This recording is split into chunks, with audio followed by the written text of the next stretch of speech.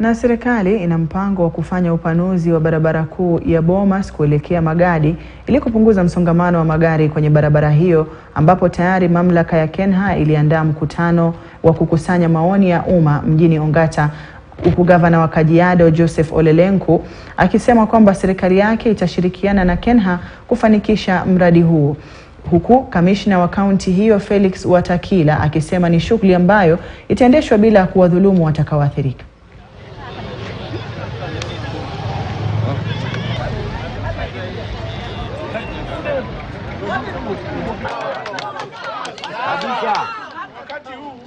Wakati wa kazi.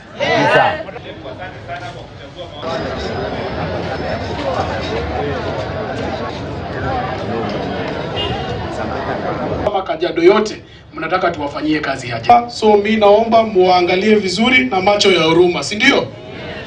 Ningependa kusema kwamba wakati Kenya watakuwa na implement mambo ya barabara, wasigatie sheria ya nchi, wasikuje kudhulumu haki ya Wakenya, because kila Mkenya ako na haki kufanya biashara.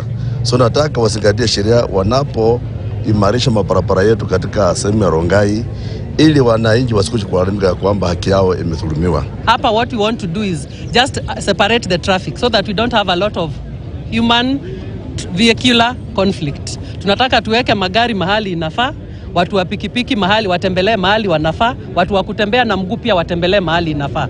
Na kitu tungeuliza sana ofisi ya His Excellency Bwana Governor na the area MP ni support DCC on matters enforcement where it's necessary, but we are assuring the public of our continuous engagement with the relevant stakeholders. Hakuna harassment itatokea, maendeleo itapita na watu wabaki na ama. Tuko na hiyo barabara kama vile mesikia kuanzia pale Bomas of Kenya kwenda mpaka Magadi, na kuna mpango ya kuweka service lanes ili iweze kuwa motorable, na pia kwa sababu ya msongamano ya watu kwa soko na nini, na tumezungumza hii ni stakeholder, tunatafuta njia ya vile hii barabara itatengenezwa vizuri iweze kutumikia watu wetu kama vile tuliahidi tukiomba kura.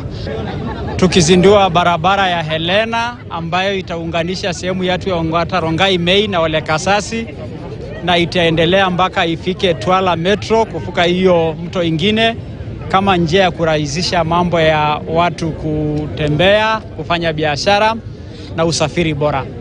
Tunashukuru kwamba pia barabara yetu pia ya Maasai Lodge imetengenezwa by the national government, na hapa tuko kwa sababu ya kutayarisha kuanzisha the dueling ya barabara ya Bomas of Kenya kona baridi na barabara ingine kutengenezwa ya Kiserian Magadi.